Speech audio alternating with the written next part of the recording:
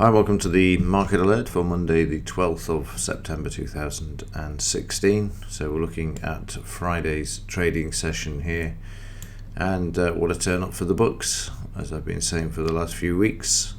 Going into September, we'd see the volatility increase and to the downside because of the lows in the implied volatility, and that's precisely what we saw on Friday, when really we could have expected another quiet day, but it appears that the sellers have returned to the market one day before we return back to normal from today, really, because all of the summer holes and everything's over now. The 6 weeks holes and all the rest of the silly season nonsense is out of the way, so we can expect a lot more. So why didn't the plunge protection team bring the market back on Friday? Well, personally, I think the reason for this is quite simple. They want to get the market down so Yellen doesn't have to increase interest rates a week on Wednesday, and that way it allows her to get off the hook, as it were. She's let off the hook once again, so that she doesn't have to increase interest rates prior to the US elections on November the 8th. Because we know there's carnage when this has happened in December of last year, and then January and February when the market lost over 2,000 points. So the best thing to do is to get the market down beforehand, and then you don't have to worry about losing face or credibility. Right, well, basically you've got something to justify your inaction, I suppose. So on Friday we saw the market put in a sell signal. This one went down for 20 points, just around here. So that one's taken care of, as is the second one as well. That just goes down, doesn't drive through the 20-point scalp. But the market then just falls out of the bottom and then trades lower. And then in the evening, you've got a similar thing there where the market's gone through, and then the market finds support on the actual 18,150 level before we see a bit of a buyback, and then the market trading sideways. But the selling has continued from the overnight, you can see there, and then all the way down to the current level. I'll just bring that so you can actually see it.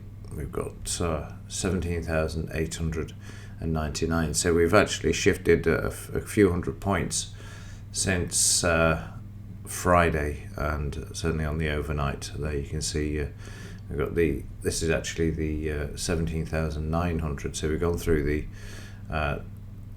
the 18,000, the psychological level, major level. So we've actually taken that out already. So let's have a look at the daily chart, and there you can see we've come down very sharply, and now we've got the market going down as well here.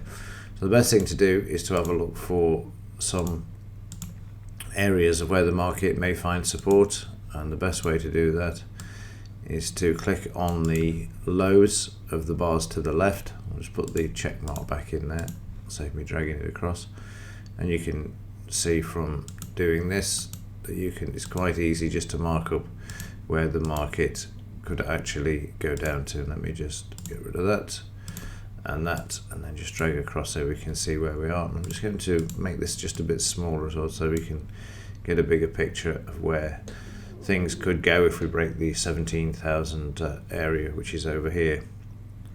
So this is the summer rally effectively being taken out, and then we go all the way back to January where we had the rate increase. You can see there. So we've got a bit to go before we get down to these levels, but a good shakeout is what's required if the market is going to move higher in the short term as well. You can see there's an increase in the selling side, which has always been in the volume figures here, and again the volume is increasing quite nicely already on the overnight. And news wise, what have we got? We've got nothing out today. Brainard's going to be speaking at 6 p.m, so there's nothing, so the market's going to be left to its own devices. Certainly they're going to do their best to bring the market back, there's no doubt about that. Even though they will want it sold off, they want it in a controlled descent. They don't want the market to actually collapse. They want it to actually be, as I say, a controlled decline in prices. And then finally in the implied volatility, 14, 17, big increase on Friday, as you can see here, both the historical as well. And as I've said, for the last 6 or 8 weeks, as the market's traded sideways, these lows in implied volatility always set the tone for a big correction in the market. It happened last year, it happened in December, it happened every time it's happened since 1991. It's always been the case. So what we're looking at is a decline. If the market continues to decline, when we get to around the 20% area in the implied volatility, we will have had a 100% increase, and the underlying market will then find support. So certainly the short side's the better side at the moment. Depends how much momentum they can get behind this, as there's no sort of news to drive the market today. So that's the only thing that could slow things up a bit. Could be a bit quiet, and who knows? It's just a case of once we get to 20% on the implied volatility, then we'll see a potential bottom in place again for the market, so they can bring it back. But like I say, you've got to keep in mind that Yellen will be let off the hook if we have a good 1,000 points taken off at this time, because then she can decide that there's the markets are unstable, etc. The usual rhetoric to get herself off the hook. Right, that'll do for today. I will see you in tomorrow's and let you know if anything else happens during today. Other than that, thanks for watching. See you in the next one.